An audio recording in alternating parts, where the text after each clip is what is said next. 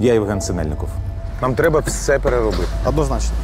О, йо-моє! Виїхали, заробили на автівку. На що її віддавати? Це руснявий трофей. Блін, вміють українці дивувати. Значення має серце. Смачно, правда? Це ноути, принтери. Да, Це також туди їде напередок? да. Це по запиту частини.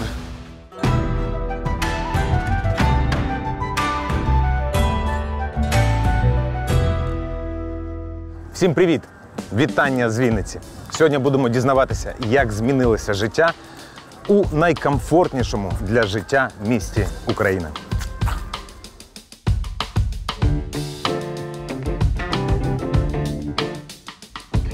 Як зазвичай, на початку програми їдемо в гості до старих друзів, героїв наших минулих подорожей. Прости, я тебя не слушаю, я смотрю на кота.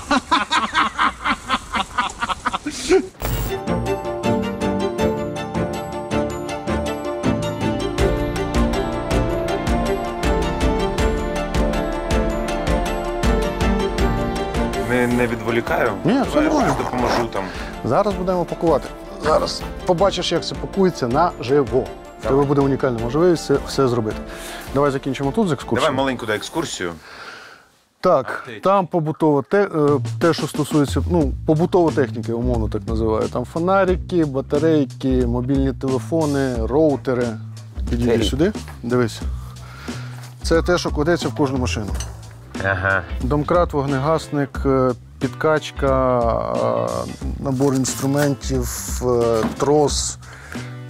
Це фіксити проколи покришки в польових умовах. Єдине, що закінчилось крокодили для прикурювання, і ти береш окремо нормальну репліку кавера.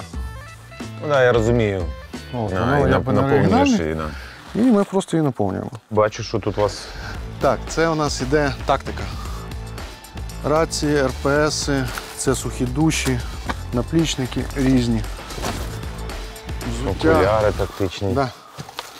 Це ноші. Найліпше, що можна взяти за гроші. Всякі ми різні. нещодавно знімали в Одесі людей, які виробляють ноші. Так, да, це одеське, до речі. Має сенс, бо коли переносиш пораненого, воно не грає нічого, він жорстко зафіксований і простіше потім медикам працювати. Мильно-брильні і кава, всяка різна. Це в нас одяг, рушники, постіль. Це вже більш таке залишки гуманітарки, бо ми від гуманітарки зараз трохи відходимо. Все фізично не потягнеш.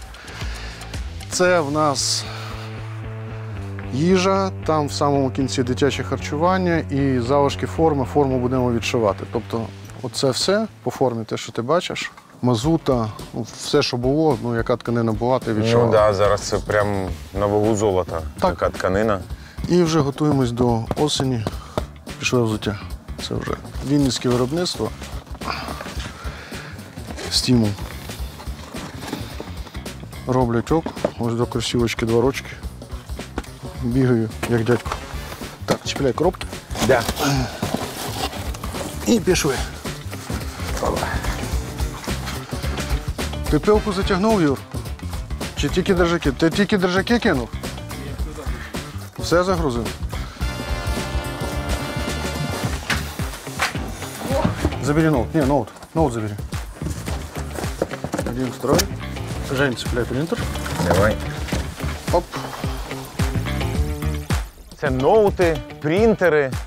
Да, Це також туди їде напередок? да. Це по запиту частини. Хліб. Це в машину, так. Да. А оце також напередок? Да. Це Правда? у нас є громада сіл Журавне, Пеківська, Слобідка, Хмельницький район. І вони оцю смакоту, вони не пекли. Тобто там знизу хлібчик домашній, Так. огірочки. І оці 2 сумки, м'ясо, ковбаса, сало, вони все забили. Тобто оці холодильники, там Там їжа. Можеш спробувати підняти. Йо-моє! Ого! Ні, якщо ти збираєш, Йо-моє! Тако. Слухай, це нова машина чи що? Чи ви її ні, переробили? Це чи... вона, дивись, це вона була ізначально красуня Навара сріблястого кольору. Тут видно оригінальний колір. Це на прохання військових ми її якраз перефарбували Чорний мат. чорний мат. Перебрана ходовка, замінені масла, фільтра. Тут, здається, проблема якась з рульовою була, що пофіксили. Перероблялась сидушка водійська. Тобто, бачиш, що навіть поткнена від. Тобто вона тут була в хламіну. А скільки тачок вже завезли? Ну, якщо от сьогодні ти кажеш, 9 заїде.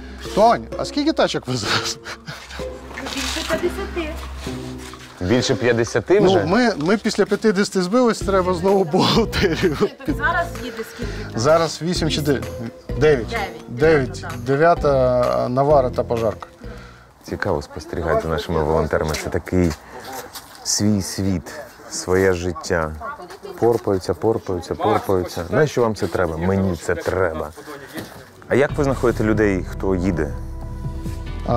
Ну, є бригада шамашедших, як ми їх називаємо. Ні, хлопці, які реально воювали, але в силу тих чи інших отриманих поранень вони зараз не можуть тягнути службу в ЗСУ. Але вони знають всі ці нюанси, як заїхати, як під'їхати.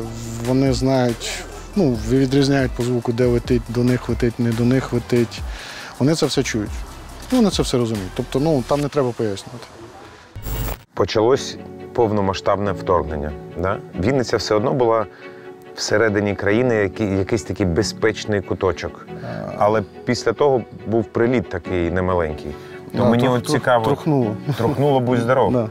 То, Ні, тут, умовно кажучи, можна розділити на 3 фази. Перша фаза – це коли почався великий сход з Київської агломерації, і, в принципі, коли об'їзна проходилась, там цих 4 кілометри проходилось 6 годин, тобто воно повзло все. І ти просто молився, щоб туди нічого не прилетіло. І коли в тебе майже півночі там знайомі якісь пишуть, дзвонять, де можна розміститися, ти допомагаєш організовувати прихистки для біженців і всі ці речі, це було одне. Потім це все трохи зійшло, був приліт в вежу телевізійну, яка тут поруч знаходиться. Народ зрозумів, що війна поруч, і що треба таки ходити в бомбосховище і все таке. Потім знову вона десь відійшла на другий план, і вже ця трагедія з будинком офіцерів. Після будинку офіцерів це просто для багатьох точка неповернення, що чітке розуміння, що єдиний варіант домовитися з Руснею – це задвохсотити. Все, тут просто без варіантів. у вас величезний хаб, велика кількість всього різного. Ні, нам просто повезло з локацією, що Юра надав ці приміщення. Повезло те, що зібралась дійсно команда, яка мотивована, і кожен взявся за якийсь вузенький сегмент роботи, і він робить. І може перекрити, якщо когось нема, внахльостити.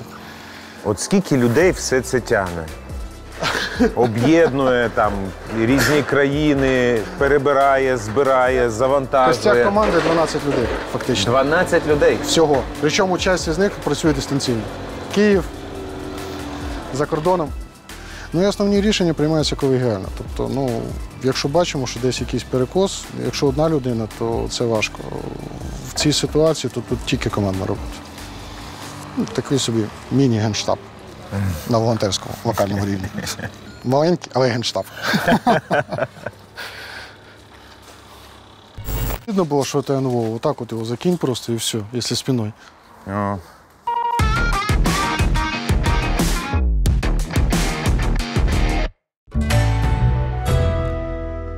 Знаєте, такі зустрічі завжди надихають мене і додають впевненості, що цю країну не перемогти. Бо кожен робить те, що може на своєму місці. І наші наступні герої – не виключення. Що, як ваші справи? Чудово. Помаленьку. Настільки нормально, наскільки це можливо в даний час. А що це таке? Ця історія почалася з 24 лютого. Ми з дружиною після початку повномасштабного вторгнення вирішили, що потрібно відкривати заклад і допомогти тим, чим можемо, тим, чим ми вміємо, найбільше вміємо. Це годувати людей. Кілька днів ми бігали по сховищам, ховались від вибухів, від цього всього, що відбувалось. Потім вирішили, що виходимо, відкриємося, там побачимо, як буде. Ми в соцмережах написали, що готові надавати військовим, ТРО там, і так далі, безкоштовно. Ну, то, що у нас є, типу, ми підтримуємо, на вулиці холод, їм потрібно зігрітись, у нас є кава, у нас є гаряча їжа, типу, приходьте, їжте. Ми почали пропонувати наші фірмові страви, щоб були, поки були продукти.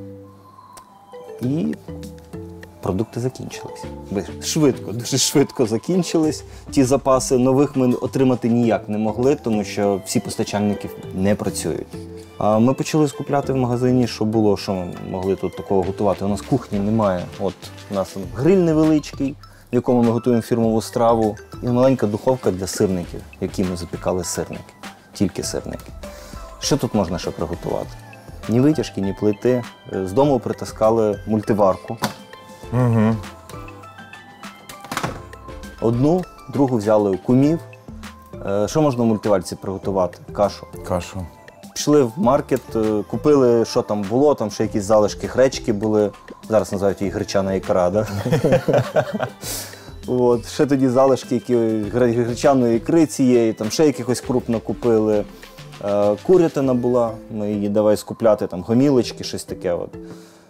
І що робили? Запікали гомілки, готували кашу, все це пакували в лоточки, нам десь хтось передав лотки навіть, ці, в які пакувати, бо у нас таких тут не було ніколи, ми таке не готували. І видавали просто людям безкоштовно, всі, хто до нас приходили. Доходимо до цього питання, повісили ці плакати і вирішили, що залишили маркери, вирішили, що люди можуть лишати якісь напис від себе, я не знаю, з якого міста вони приїхали, побажання, не знаю, нам, побажання Путіну, кораблю, потім там багато можна прочитати побажань. Взагалі багато таких важких історій для, навіть зараз розповідати важко. Там, наприклад, ми вже закривались, під'їжджає машина, в дюрках від куль, можливо, від осколків якихось. Виходить чоловік, попросився в туалет. Ми запитали, чи потрібна якась допомога, чи що там, як. Він розплакався. Вийшло що? Він з Чернігова, там ще з ним хтось в машині був. В його квартиру влучила ракета від граду, чи від чогось ще там. Всі загинули, крім нього. Сусіди якісь загинули, коротше, багато людей загинуло. Він один лишився живий, вискочив на вулицю, взяв якихось ще сусідів, які там були, взяли якусь машину, невідомо яку змогли завести, і нею от приїхали. Ми були перші, до кого він взагалі зайшов, от після от того всього. Вони весь час їхали. А я от дивлюсь, Уліч Чорнобаївський. Це, я так розумію, щось нове, так? Да? Як і ленд-ліз. А, і ленд-ліз, точно. Улич ленд-ліз, Улич Чорнобаївський. Це трендові речі. Так. Це наші фірмові страви. У нас є альтернатива. До речі, якщо ви голодні, я дуже раджу скуштувати або Чорнобаївський, або ленд-ліз. Це дуже цікава штука, незвична по фастфуду. 35 Ну, давай. Ми називаємо його Вінницький улич. Давай Чорнобаївський спробуємо. Зробиш? Так, да, звісно. Чудово, зараз зробимо. Знімеш? Та, звісно. Знімлю і з'їм.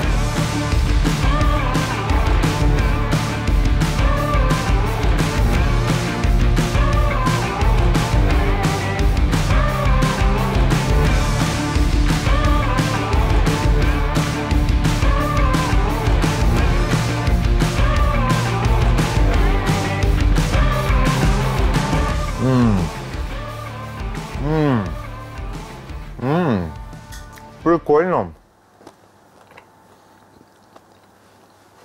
Це ваша розробка, я нікого такого не бачив. Так. Схожа страва взагалі, це, по суті, внучка польської запіканки.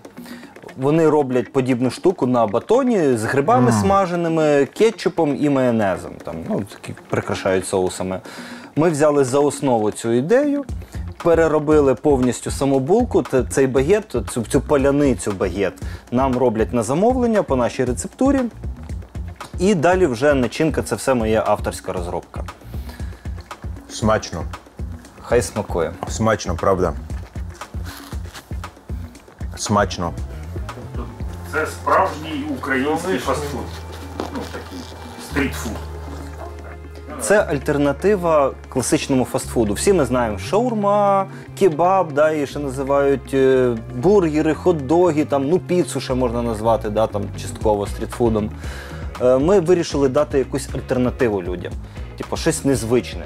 Бо у нас в Вінниці, по суті, всюди шаурма. У нас можна назвати столицею, мабуть, шаурми, бо у нас вона на кожному кроці. А на ринку урожай, то це взагалі центр шаурми, там, куди не глянь, там точка шаурмою. Та залиш, вже з'їв для кадру.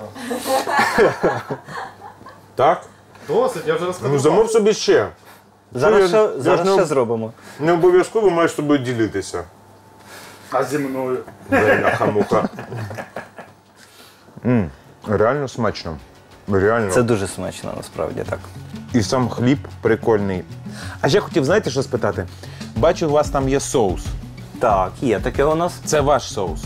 Мого виробництва. Зараз достану, покажу вам ближче. Давай. Наразі є 3 варіанти. Їх взагалі більше, вони закінчились, їх дуже сильно розбирають. От, це лишилися зараз 3 таких варіанти, самих топових. Для тих, хто в танку. Бачиш, Смерть ворогам. бачиш, там летить для тих, хто в танку. Он чувак з енлавом, от наш військовий, і він запускає сюрприз для тих, хто в танку сидить. Смерть ворогам – це один, мабуть, з найвідоміших і популярних соусів. Його по телебаченню сам Соловйов показував і розказував про нього, і казав, що ми нацисти, фашисти, і що це, то це схоже добре на спрацювало, кров, да? що це схоже на кров дітей, от, колір. Найкраще смакує до смаження москаликів. До смажених москаликів. Скажу так, ці назви соусів, от крім цього, були створені ще до того, як це стало трендом. Да? От така от штука. Це ці соуси, да? Всі 3 соуси в цьому наборі знаходяться. Ще й так запаковано все. Це наша фірмова упаковка подарункових наборів. Клас. Презент. Я це люблю. Тарам-пам-пам-пам. Ой. Всі ми за ним скучили, да? Ви тут поруч з Макдональдсом. Так. Конкуренти. Вони не працюють. Вони не працюють. По-перше. По-друге, ми не конкуренти. Ми даємо абсолютно різний продукт в абсолютно не такому форматі. Тому якби ми просто, як сказати, так сказати, доповнюємо, мабуть. Вони нас, а ми їх. Ну, у вас смачно. Мені здається, навіть смачніше, ніж там. І корисніше. Нехай точно. буде така сама сітка по всьому світу. Працюємо над цим. Дімочка, замовиш собі ще, бо я це доїм.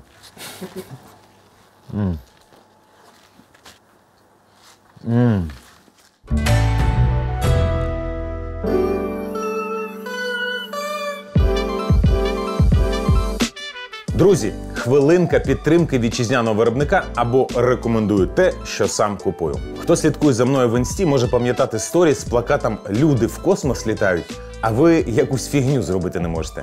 Знаєте, якщо чесно, я дуже люблю такі прості і водночас прикольні штуки. І виявилось, що виробляє такі дерев'яні плакати українська компанія Wood Posters. І вони самі вигадали та створили цей формат. Ну, тобто, постер не на папірі, а на дереві. З початком повномасштабного вторгнення компанія не зупинилась і продовжила робити, що вміє найкраще – мотивувати і надихати. Посили стали більш радикальними, а гумор ще чорніше. Так вже з 26 лютого почалась створюватись авторська серія воєнних постерів від засновника компанії Петра. А постер «Ніколи не здавайся» несподівано навіть для Wood Posters з'явився у кабінеті головнокомандуючого Валерія Залужного. Ага. І це фото розлетілось на меми. І, можливо, ви не звертали увагу, але навіть у відео «Укр-Ютуб» проєкту ми часто бачимо ці постери на стінах локацій у героїв випуску. Наприклад, у випуску з Дніпра був постер «Говерло стоїть, Дніпро реве». Це теж Wood Posters. Коротше, якщо вам до вподоби мотивуючі та іронічні вислови та треба прикрасити інтер'єр або зробити подарунок, рекомендую Wood Posters. Асортимент, до речі, величезний та різноманітний. Постери легко комбінувати та створювати добірки і колекції. А ще для глядачів Укр-Ютуб проєкту діє пропозиція із безкоштовною доставкою до кінця листопада. Просто вкажіть у коментарі до замовлення, що ви від Укр-Ютуб проєкту.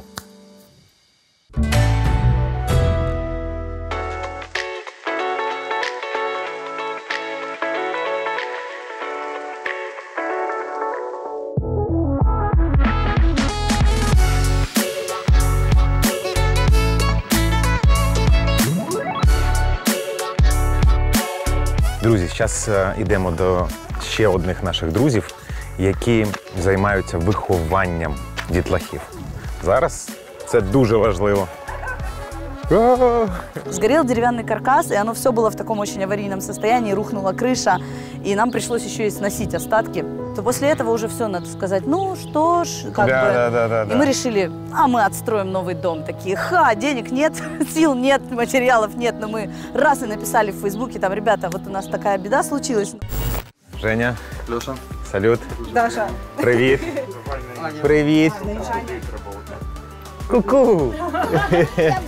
Класна штука. Лише ім'я їй придумали. Да? Як зветься? Бада-бум-бокс. Бада-бум-бум. Біг бада-бум-бокс. Нехай такі звуки вона і здає, да? А не те, що було, а не оце. Ну, спочатку оце, щоб були такі звуки.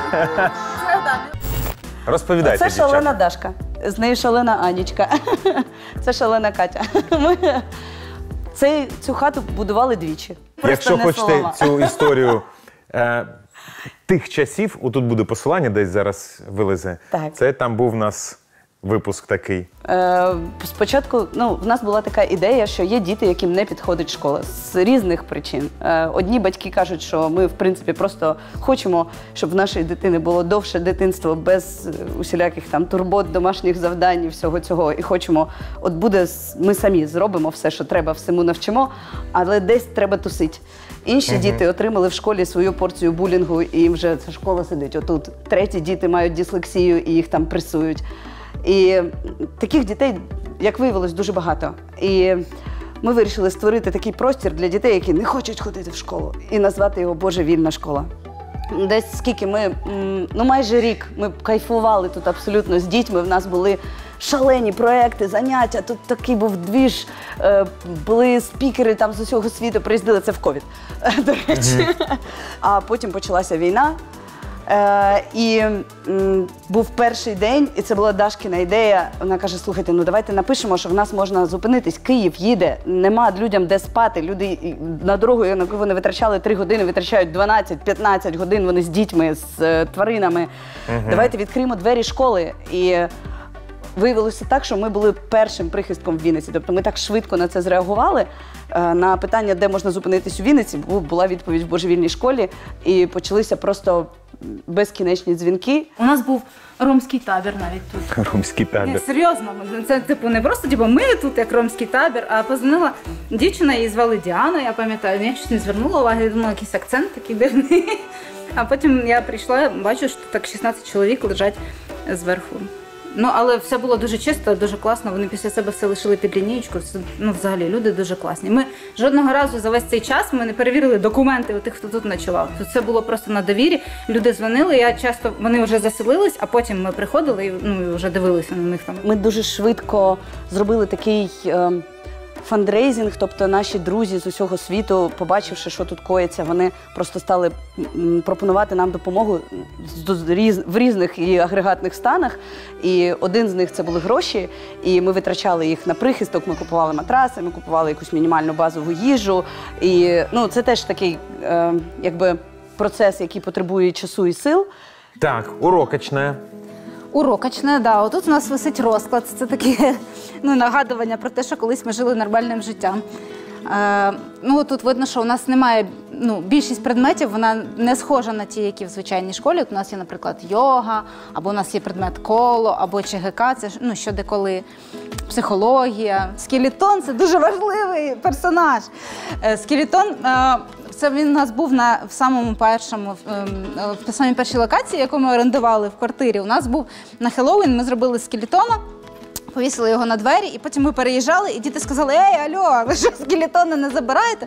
І ми його забрали, перевезли з собою, і потім вони його наряджали на кожне свято по-новому. Там на Новий рік йому робили ковпачок, там на день подяки якоюсь там індійку йому притуляли, ще щось. От це наш такий друг. Друг. Співзасновник, скажімо так, корифей. Мабуть, стрьомно заселятися в кімнату. Це ваша кімната, дивіться, що там такий скелетон. Ви звідки приїхали? З Харківської області. З Харківської області. Да. Тобто ми, так як тільки що дівчатка розказували, ми тут на декілька днів зупинились. Нам треба було саме тут, і спасіба їм велике. Як вам, до речі, оця демократична освіта? Що ви думаєте про неї?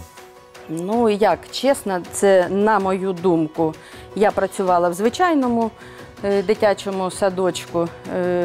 Для нас це ще, як би так сказати, не то, що новинка. Деякі моменти все ж таки повинні бути. Ми вже побували під час війни і в місті Полтава, і Кременчуг. Довелося нам. Люди, дякую, зустрічали кругом гостинно. Тобто, опять же, що доказує? Ні русський язик, ні українська мова геть не мають ніякого значення. Значення має серце, розум і все, і людяність. Після перемоги повертаємось, відбудовуємо, так? Звичайно, все відбудовуємо і будемо прагнути, щоб до кращого, так як ми побачили, як може бути, як має бути, і звичайно. Блін, як це круто. Тобто поїздили по Україні, побачили, як воно має бути, і будете в себе там потрошку робити, як має бути. Я вже думаю, не потрошку. Я думаю, що це вже такий пішов переломний момент в житті. Це вже не буде трошки, це треба відразу. Україна класна, так? Да? Вона чудова. Вона просто чудова. Вона просто. Так що, я ж кажу, дочекаємось перемоги і все в нас буде добре. Миру всім. Путін, здохні. Ось що треба ще додати. Все можливо. Я теж підтримую і хочу миру.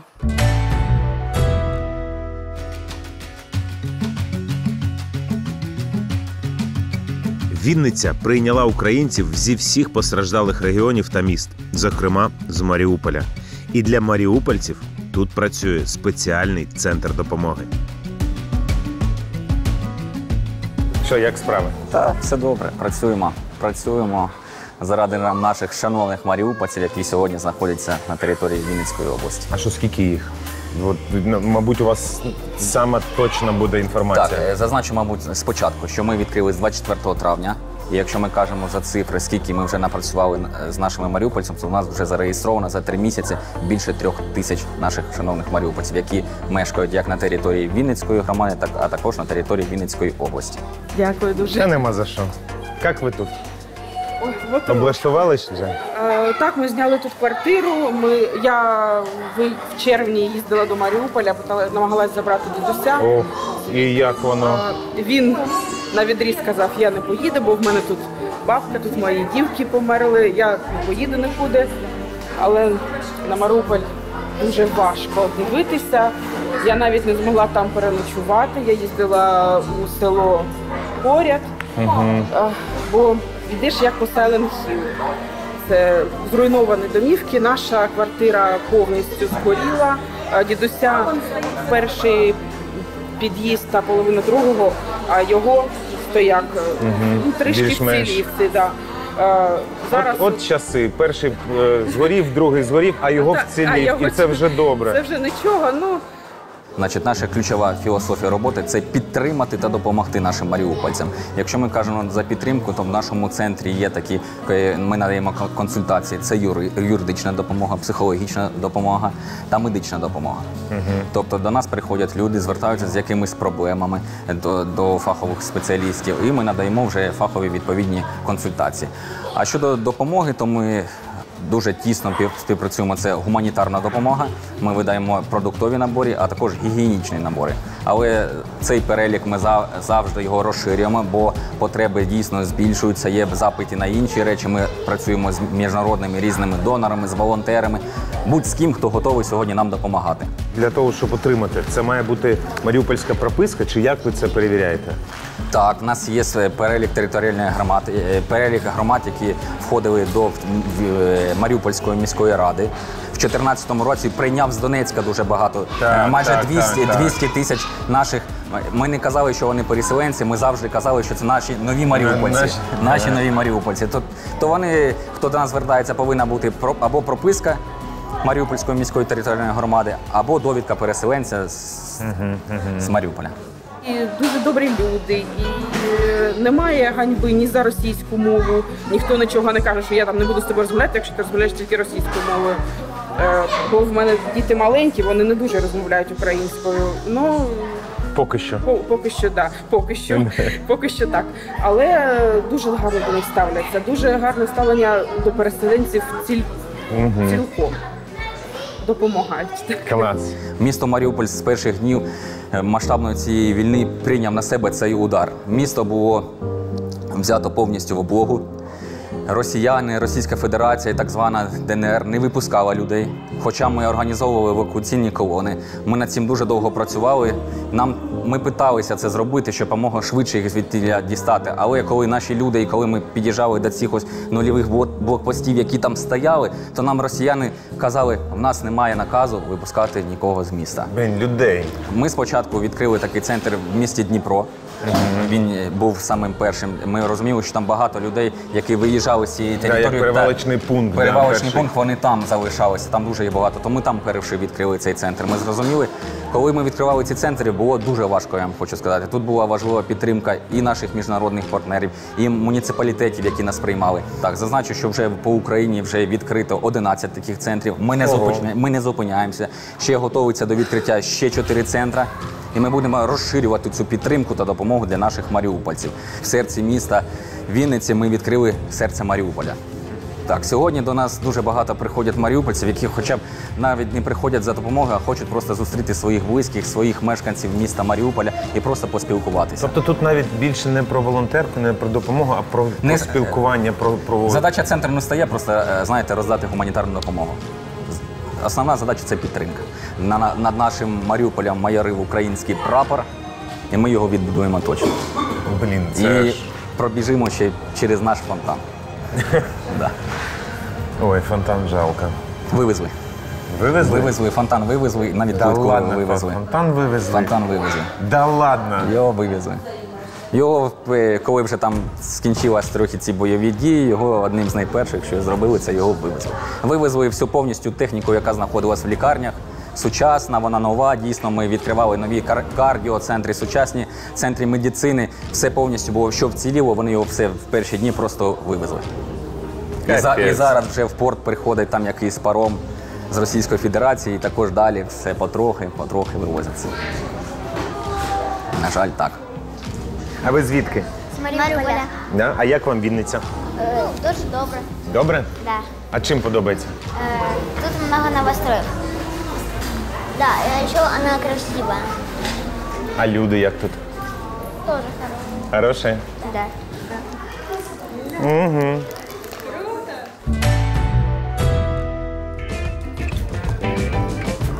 Вінниця не лише гостинне місто, а й дуже компактне. Тому від Маріуполя до Херсона 100 метрів.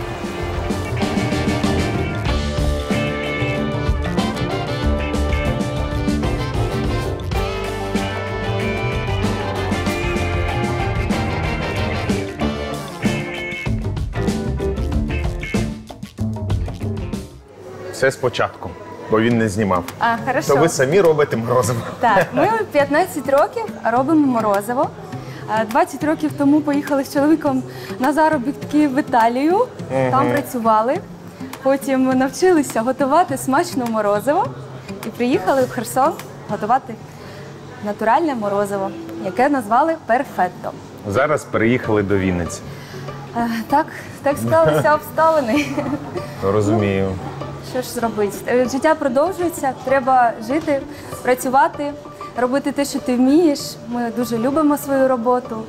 Це ж, я так розумію, нове місце, да, з Морозовом. В новому місті. Не важко під час війни продовжувати робити свою справу? Як вам сказати, воно то не важко, але страшно. Але воно того варте. Ну от ми тут живемо поруч. Постійно люди ходять, постійно. Так. Мені дуже приємно, що людям подобається наш продукт, що і тортики, і морозиво, воно насправді дуже смачне все, тому що там частичка нашої любові, і у нас всі авторські рецепти, максимально натуральні. У нас наша гордість – це фірмовий торт «Херсон». У 2019 році ми перемогли, у нас був конкурс в місті Херсон, фірмовий торт міста. Цю коробочку Херсон. Я розробляла цілий рік, щоб ви розуміли, тому що мені дуже хотілося, щоб тут було віконце зверху. Традиції та любов до рідного міста надихнули на створення смаку, який асоціюється з Херсоном. Де ви берете сили? Це ж величезні, по-перше, гроші, по-друге, ризик, по-третє, війна йде, і ви все одно робите для людей такий заклад світлий, з морозивом. Ви знаєте, коли ти займаєшся любимою своєю справою, то сили, вони приходять самі по собі. А скажіть тільки чесно, заробітну платню зменшили? Ні. Ні? Ні? Ми ні. От дуже багато, не тільки з Херсону, от Влад, з якого міста ти, Влад? Макіївка. Так. Юлі, ти звідки? Рубіжне. І вінницькі ребята. Вінниці. І що, як тут, скажи мені, будь ласка, Вінниця змінилася от з приходом перфету? Так, морозиво дуже полюбляють. Дуже вкусні тортики. Всім подобається. Раджу прийти, покуштувати. А як ви його робите? У нас морозиво є два види морозива. Є фруктові морозиво, є вершкові морозиво. Вершкове морозиво береться фермерське молоко, вершки, натуральні добавки. Якщо це горішки, подрібнюються горішки. Якщо це шоколад, додається шоколад. А марината – це додається джем з вишні. А фруктове морозиво, воно готується зовсім по-іншому. Там 80% натуральні фрукти і цукровий сироп. А існує якась така магія італійське морозиво, Технологія – це італійська. Джелато артідженале – це технологія італійська. Вони винайшли. Але дивіться, ми за 15 років вже технологія італійська, але ми за 15 років винайшли вже свої авторські рецепти. Є такі у нас авторські смаки, наприклад, без цукру і без лактози. Це морозиво на фініках. Я вам так скажу, є такі смаки, якими скоро будемо вже навчати італійців, щоб вони готували таке морозиво. Наприклад, морозиво, у нас зараз його на вітринці немає, але у нас є в асортименті, у нас більше 100 видів морозива. Містер Тук ми його назвали. Це морозиво з гарбузового насіння. Як жарене насіння, ми його подрібнюємо, додаємо. Очі світяться, коли ви про морозиво розповідаєте. Я не знаю, я з дитинства люблю морозиво. Є морозиво з алкоголем, є грейпфрут ламбруско, наприклад. Це воно з алкоголем? Так, там трошки алкоголю додається ламбруско. Це тобі? А оце синеньке, що таке? Пуф абжура називається. А само виробництво, воно де знаходиться? Зараз тимчасово виробництво знаходиться в Києві, але ми вже зараз тут винайшли в Вінниці цех по виробництву і будемо переїжджати повністю сюди. В Херсоні все окуповано, ми не маємо туди доступу, на жаль. А є якась ком'юніті херсонців в Вінниці? Якось зустрічаєтесь, спілкуєтесь, підтримуєте один одного? Є спільнота херсонців, яка тут організована, є чати, групи.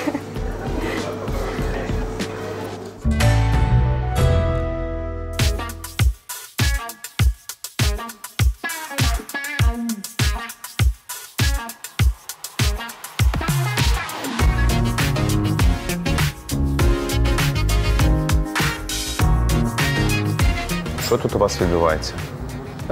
Зараз майстер-клас проходить для дітей внутрішньопереміщених осіб.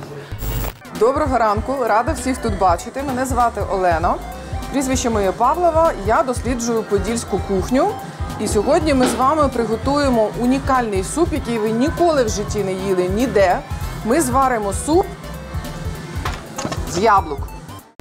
Ми готуємо страви подільської кухні, знайомимо їх через кухню з нашою культурою. Тому що різні регіони України мають свою культуру, мають свої страви, мають якісь свої кулінарні легенди. Поділля, на щастя, багато кулінарними легендами. І ми через страву, через приготування, по-перше, це заспокоює, це дає відчуття дому. Коли ти готуєш в основному вдома і готуєш для себе або для тих, кого ти любиш. Це дуже гарна така терапія і дуже гарна можливість познайомитися з нашим краєм, з нашою Вінницею, ще більше її полюбити. Тобто всі ці дітки – це так, хто з Маріуполя, приїжджі, да, хто з Харкова, хтось пережив якісь стреси. Ну, звичайно, дорога і втрата дому – це завжди стрес. Да. І сьогодні для них Вінниця є домом. І для того, щоб в цьому домі вони почувалися комфортно, ми вирішили започаткувати такий майстер-клас. По-перше, я не думала, що вони такі обізнані. Взагалі в стравах, в якихось спеціях. От вони сьогодні називають до 10 спецій. Вони куштували дуже багато різних страв і у них своя якась власна кухня, особливо якщо ми говоримо про Чорноморські райони, там Маріуполь, Херсон, там взагалі дуже особлива кухня, на яку повпливали і греки, в тому числі, і українці, і заміксовано також дуже прикольно. І це подобається. Особливо подобається ліпити вареники. Вареники – це взагалі шал. Дурне питання, да. Але все ж таки, а от вам на що це треба? Ну як це так прикольно, вони такі відкриті, вони такі класні.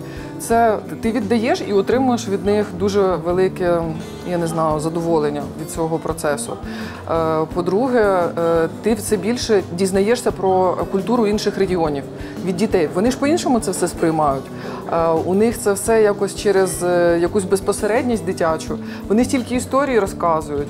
І ці історії вони також мене збагачують. Тобто я віддаю їм, вони віддають мені. Це такий дуже класний обмін. А як часто це проходить? Майже кожної суботи і неділі ми це робимо. Треба щось там записуватись, щось платити? Робиться оголошення. Ні, це вони безкоштовні абсолютно для дітей. Це ініціатива якби закладів, які нас приймають, і там міської ради, клубу подільської кухні. І отак ми в такій колаборації це робимо. Круто.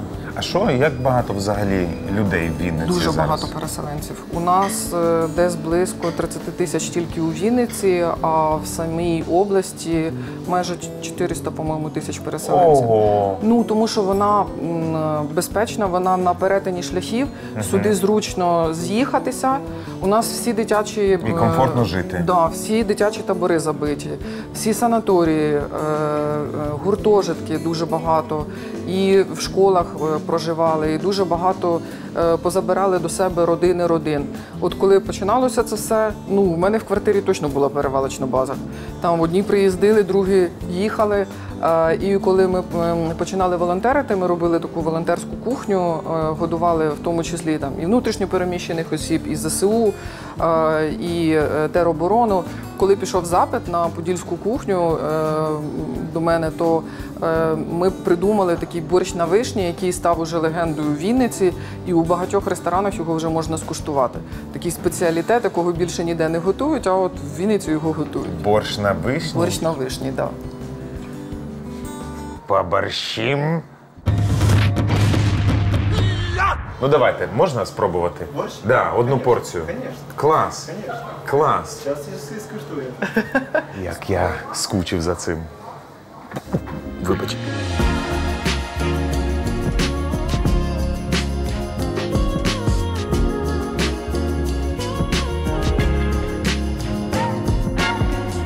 Ой, дякую. Смачного. Дякую. Ой, як в минулому житті. Куштуємо борщ. Що дізнався? Цей борщ не містить буряка. Тобто тут виключно, колір дає виключно вишня.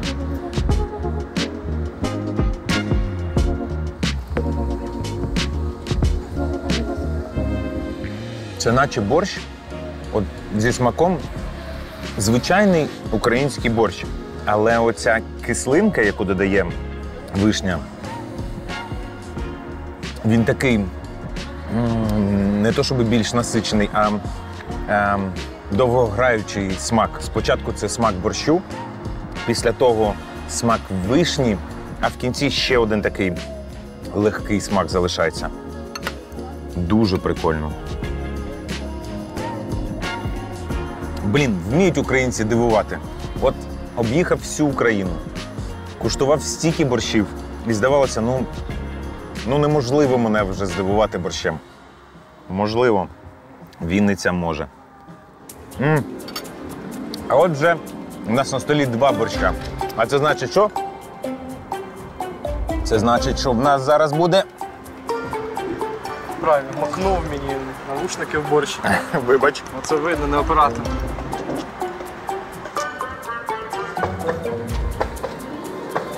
Ого, як цікаво. Ну класно, ну смачно же. Незвично, але дуже смачно. Мені цікаво, що м'ясо з вишнею спробувати. Має бути смачно. Що там кажуть, яловичина з солодким смачна? Ну, хочу нагадати вам, що такий борщ можна скуштувати лише у Вінниці.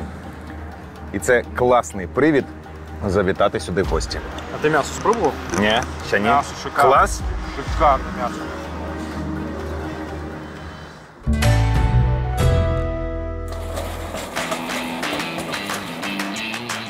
Ну, раз уж ми пішли по традиціях «Дома краще», то зараз буде цікавий персонаж. Макс! Оу!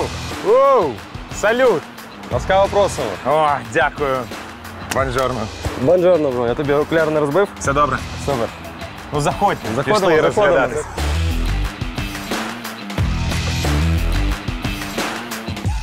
Дай нам маленьку екскурсію. Так. Чим займаєшся?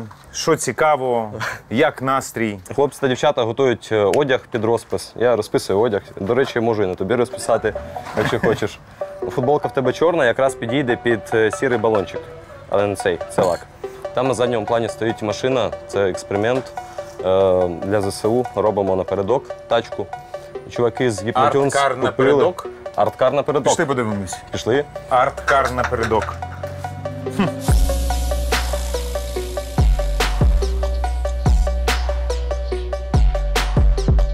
Ось Богдан нам надав цю тачку. Разом з гуртом Гіпнотюнс вони заробили у Європі гроші. Ну, я думаю, що він краще за це все розповість. Слухай, дурне питання, але все ж таки, виїхали, заробили на автівку. На що її віддавати? Навіщо? Для того, щоб в нас закінчилась війна, насправді.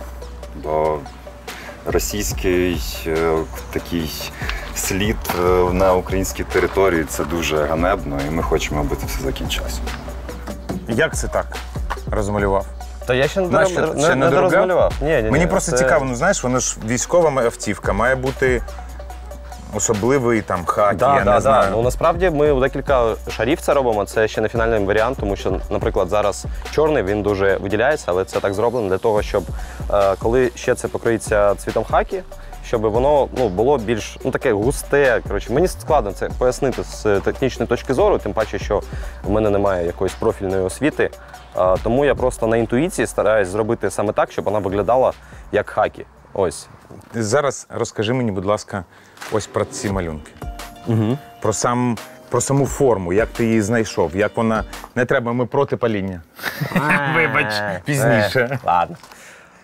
Ну, насправді це все просто пішло від того, що я у дискомфорті почав, як то кажуть, дудлити, просто узорчики малювати. Ось, і потрохи почав створювати якихось персонажів, сам себе розважати, створювати якісь історії, там, надихаючись тим, що у моменті мене оточує. Наприклад, там якісь події або якась музика банально грає. Я багато років себе шукав у чомусь з точки зору творчості, різною творчістю абсолютно займався. І в один момент нащупав і кайфанув від того, що я можу щось створювати нове. І тепер маніакально заповнюю все більше і більше простору. Це не твоя хата? Ні. Це ти чужу хату розмалював? Так. І він такий, блін, круто? Да. Блін, круто. Все почалось з забору. І я не знаю, що буде у кінечному ітозі тут, в цьому будинку, але я бачу щось типу арт-кафе, шопа І, звичайно, з цього всього допомагати новій Каховці окупованій, тому що я продовжую займатися волонтеркою на дистанційці. Ось наші люди у штабі, які лишились, допомагають містянам. Краще хай беруть нас, ніж у русні гуманітарку. Вот, смотрите, чья российская гуманитарка, не берите! Ось. І будемо потрохи продовжувати робити, що можемо, воювати на своєму фронті. Навіть у мистецькому, навіть цими закарлючками. Можна створити багато добрих справ, я думаю. Я давно вже не прибирався тут, як бачите. Зараз трошки світла додамо. Ого-го. Ого-го.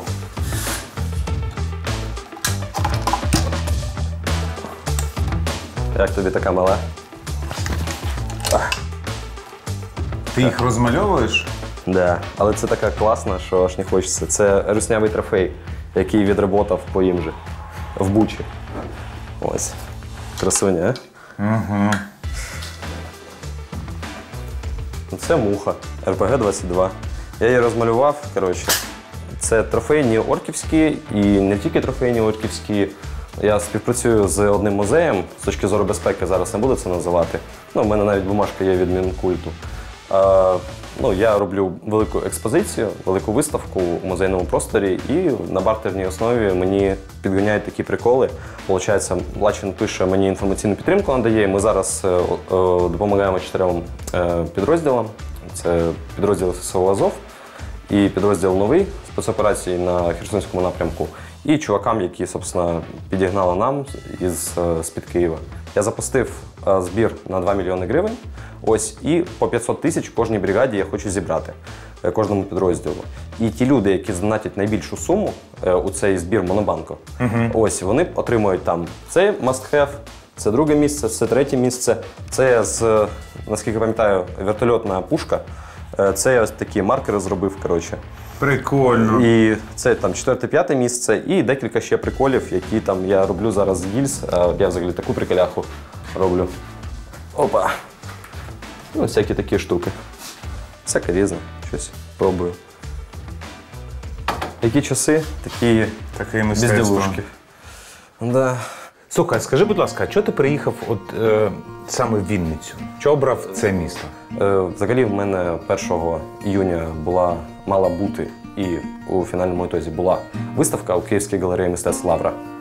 І тому мені у Вінниці сподобалось за однією особистою причиною, і тому що класна логістика, і третє, тому що тут класна вартість житла, трохи зараз подорожчала, наче вже устаканюється. Після перемоги повернешся в Каховку? Чи Вінниця вже так стала рідною? Повернусь, обов'язково повернусь, тому що насправді це жахливе відчуття, коли, навіть я там до війни, не те, що я б там супер великий патріот нової Каховки, що от нова Каховка, нічого більше не потрібно. Да, там кислорода маловато, як то кажуть. Ось, але все ж таки це рідний дім, це рідні люди, це рідні вулиці. І всім новокаховчанам потрібно казати про нову Каховку у тому медіа, у тому вигляді, як вони це можуть зробити. Я можу робити це у творчості, тому я тупо завалив великий простір у переході двома словами. Нова Каховка, нова Каховка, нова Каховка, нова Каховка. Рядом QR-кодик і на евакуацію новокаховчан. Це місія, яку ми почали робити, вже десь там 30-50 людей.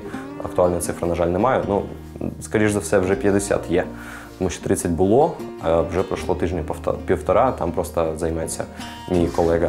Ось ми евакуюємо людей, тобто спочатку думали просто тупо по 5 тисяч гривень скидувати на одну персону. Це виїзд до Запоріжжя.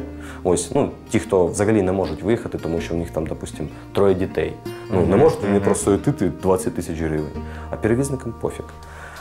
Ось. А це коштує 5 тисяч гривень виїхати? 5-7 по-різному. Це, зачекай, 5 тисяч, це ти кому маєш заплатити? Перевізнику? Перевізнику? Так. Да. Там ще за риски беруть, якби. І, до речі, буває, що по 3, по 5, по 7 днів у полі ще стоять. Тобто, а перевізник, це все теж. Цифра не супер велика, прям така, що неймовірна, але ми з тобою, допустим, мужики дорослі, можемо просуїтись якось. А коли мама з 3 дітьми, з такими людьми, з пенсіонерами ми працюємо, вивозимо потрошки. І да, ми спочатку думали робити це так. Я не буду всіх деталей зараз озвучувати, тому що це ставить під загрозу всю цю ситуацію. Я взагалі не треба, про це дуже мало говорю. Але... Про це будемо після перемоги. Ну, почнемо. Погнали.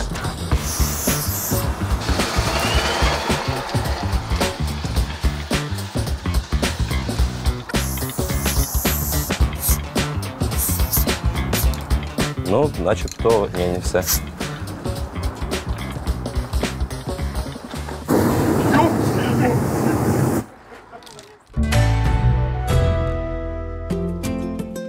Виявилось, що Вінниця не тільки приймає переселенців, але й вірить в ЗСУ та активно готується до наступного туристичного сезону.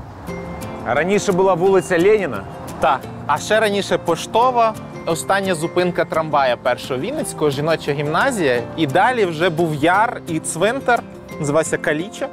Фактично це була межа Вінниці 19-20 століття. А зараз тут буде туристичний хаб.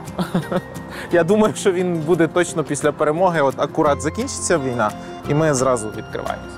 Що таке туристичний хаб? Туристичний хаб – це місце, де буде концентруватися все, що розвиває туризм, і сам турист. Тобто ми будемо чекати тут всіх, хто шукає для себе відпочинок у Вінниці, але різноформатний. І конференц-туризм, медичний туризм, екстремальний, генеалогічний, все, що можливо.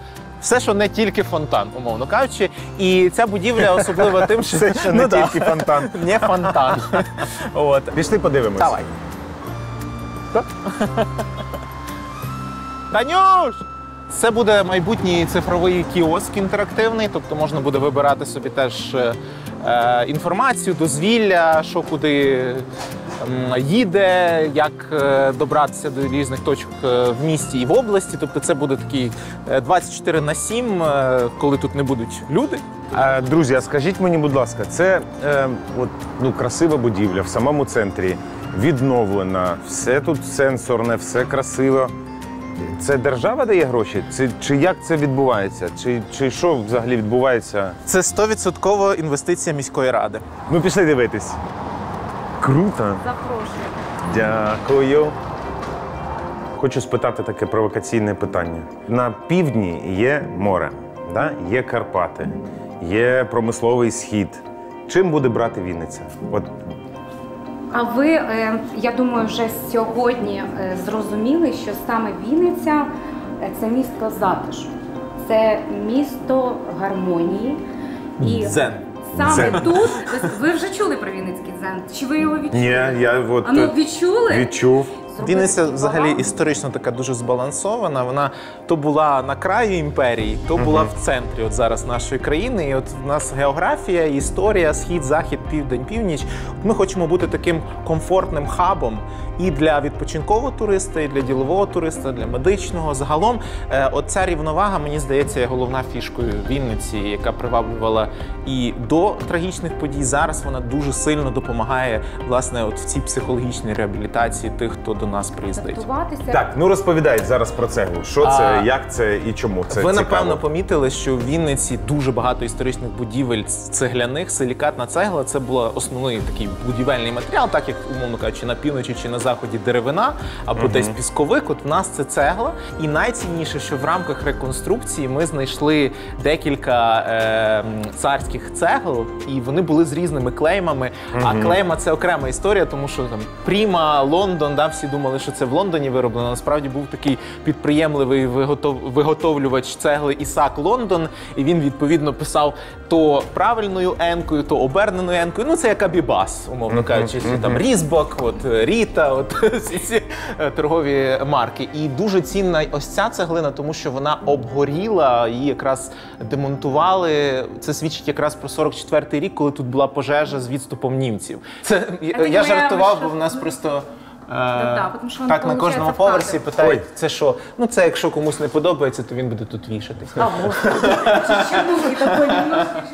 Блін, прикольно. Оцієї антресольки тут не було. Це вже дизайнер задумав для того, щоб висота дозволяла, для того, щоб розширити можливості функціональні цього простору. І фактично це 3 в 1. Тобто це невеличкий коворкінг. Тут задумана бібліотечка різної краєзнавчої, туристичної літератури про мандри і подорожі. Тут івент-простір з екраном, з проектором. Тут буде можливість вести трансляції онлайн, тому що ми навчені досвідом ковіду, що краще робити гібридний формат. І ось ця антресолька – це ще й лаунж-зона на другому поверсі. Клас, сучасно все. А це що таке? А це що таке? Ну, по суті, ви знаєте, ідея створення бренду, концептуального, філософського бренду ByVie, вона зароджувалась ще в лютому, лише коли ми створені були. Але має вже свою презентацію бренду ми провели в червні, наприкінці червня. Бренд об'єднав 25 майстрів. Блін, це дуже круто, от, що у вас є розуміння того, що туризм – це важливо, бляха-муха, це важливо. Розвивайте туризм навіть всі. Зараз, навіть зараз, так. Да. Що, як Вінниця змінилась? Та вона, здається, тільки от почала назад схожа бути на Вінницю, тому що це таке було шопіто. Це був такий реально потік протягом місяців. І в тебе повна хата, ну, по-перше, цього всього краму, який має їхати, і людей так само на всіх ліжках. І ну, це безперервний потік. І там такі люди можуть сидіти в тебе ввечері вдома, що ти просто, ну, це сюр. Ну, тобто вони в цьому місці конкретно в один час не могли ніколи за жодних обставин зійтися, але вони зійшлися. Ну, тобто така дуже класна тема. І мене дуже весь цей час тішить, що оця наша, будемо говорити, мистецька спільнота, до якої я також належу, вона, в принципі, в цьому максимально активна. Там і в Харкові, і в Одесі, всі чуваки реально, всі мислають, як всі хороші, будемо так говорити. Ну, тобто, оця от, сьогодні ми розмовляли, і жінка каже, раніше навіть у мене от було схід, захід, центр, а зараз ми всі заміксувалися. Просто є така нація нормальні люди, і все. От для мене вона зараз отака. Всі нормальні люди, одне одного знають, всі на відстані одного там телефонного дзвінка знаходяться, і такі речі іноді бувають вирішуються за півдня, що ну, ти не міг би ніколи повірити, що взагалі ти можеш такі питання вирішувати. Що таке кут? Кут – це колаборація українських творців. Тут люди, які справді щось роблять. Це не імітація діяльності. Це люди, які близькі по духу, які готові зараз, сьогодні будувати навколо культури, навколо… Ну, мистецтво – це що таке? Це акт творення, перш за все. Це творення, це активна позиція. Митець ніколи не буває пасивним. Ми маємо будувати діалог з місцевою владою, з державними органами. Ми маємо будувати діалог, оцю нашу горизонтальну, цю культурну структуру. Тобто, раніше як все було? Все через столицю. Так, отак от, пірамідально. А тепер все має бути горизонтально, ми всі одне одного маємо знати. Культурна децентралізація. Так, 100%. Тобто фінансується це все Європейським Союзом. Ця програма затверджена наперед. Ну, плюс-мінус через все ж таки військові дії ми внесли туди допомогу внутрішньо переміщеним особам. Ми внесли оці заходи як арт-терапія для людей, які теж таки внутрішньо. Зачекай, ми кажемо наче про мистецтво, культуру і допомога ВПО. А культура – це теж певна терапія. Тобто, коли ти, наприклад, майстер-клас там з глини. Люди прийшли, діти прийшли, вони ліплять, їм весело, їм добре. Їх з цим містом нічого не пов'язує. Їм, ну, вони тільки тікали вчора з війни. Я бачив, коли от там ти виходиш, ти підходиш, ну я 10 років торгував зброєю, і через це, ну, я так завжди вдягався. Ну, тобто, якби плюс-мінус нічого не змінилося і там до 14-го, і після 14-го. Але дитина просто розуміє, що щось таке схоже на військову форму. Ти сам по собі такий немаленький. Ну, певна річ, але мається на увазі, що стиль одягу. Тобто на всіх, з усіх людей діти реагували, от, наприклад, на от такі там брюки, якісь там в койоті чи в якомусь кольорі, вони просто одразу вже назад. Тобто вони вже розуміють, що військова людина в формі з автоматом, вона небезпеку якусь несе з собою. Так? Як цих дітей знову повернути в дитинство, розчеклувати. Так, це все дуже потрібно. Дурне питання, але все ж таки. А на що потрібна зараз культура? Війна йде. Ну, давайте подивимося, по чому вони луплять в одну з найперших черг. Музеї, да, багато, музеї, дуже багато. Культурні центри, будинки культури, дергачі. От оркестр Че Олега Каданова ми проїздили якраз там на Харківщині, так, і він вийшов спеціально, тому що там був перший концерт колись гурту оркестр Че, там були у них концерти, там все, він стоїть розбомблений, нема даху, все складено всередину. І видно, що там був волонтерський центр, там немає жодних військових речей, там одяг якийсь беушний, там лежать спальники старі там, і так далі. Тобто ти вважаєш, що вони гасять 100%. Цілеспрямовано по культурі, да? Ну, давайте згадаємо цього усатого про Міхалкова, наприклад, виродка цього. Чувак на повному серйозі стверджує, і вони всі на повному серйозі стверджують, що якщо існує Україна, то не існує Росії. Значить, що для них, в принципі, цілком очевидна думка про те, що України в цілому не має існувати. Є питання стосовно культури. Також провокативне. Коли ми відмовляємось від російської мови, ми частково відмовляємось і від цього шара культури, який так само був і наш, так само мої батьки виросли на цих фільмах. «Весна на Зарічній вулиці» був знятий в Запоріжжі, і вони його дуже люблять. Але зараз це наче радянське кіно, і воно загарбницьке, і воно... Що з цим робити? Ми ж демократичне суспільство, ми ж не хочемо нікого об коліно поламати. Так? Але про що ми говоримо зараз? Ми говоримо про те, що за державний кошт ми не маємо навчати дітей деяким конкретним речам, які формують приналежність до тієї культури. Той, хто хоче прочитати книжку, в Україні немає офіційної цензури. Тобто у нас там, не знаю, може заборонено щось, що конкретно пропагує загрозу територіальній цілісності і ще подібним речам. Більше нічого. Тобто, кожен, хто хоче читати факультативно того самого Булгакова і його Білу гвардію, яка до ригачки обсирає постійно Україну, українців, Київ цей, міжвладдя його, так, і так далі. Всі ці українофобські вирази, хоча інші його твори, можливо, і не так. Він іронічно стібав багатьох. Ми маємо його вчити в школі, засвоювати, запихувати нашим дітям з молоком матері, оці всі штуки. Тобто ми ж бачимо, як працює російська машина пропаганди.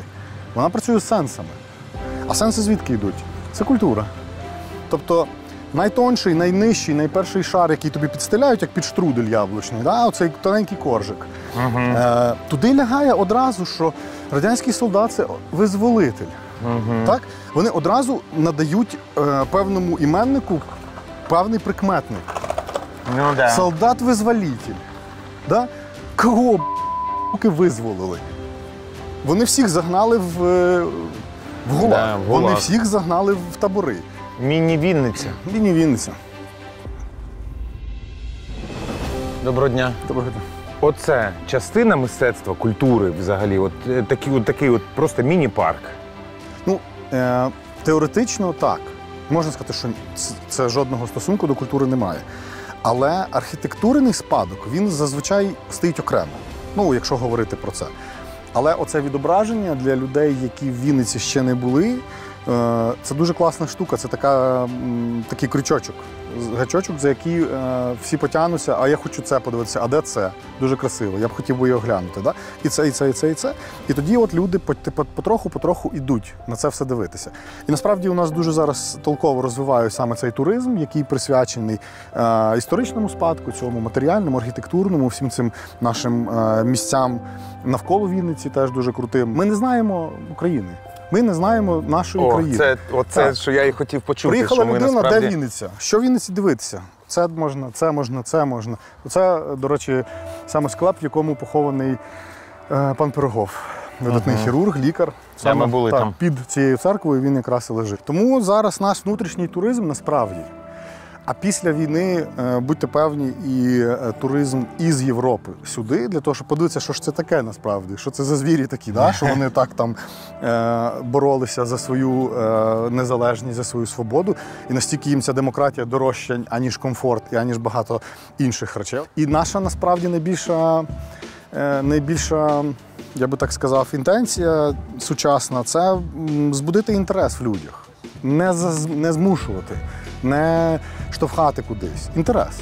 Тільки через власну волю, через відкритість, через цікавість. А що ж це воно таке? А де ж я жив стільки років, я не знав про це нічого. Так.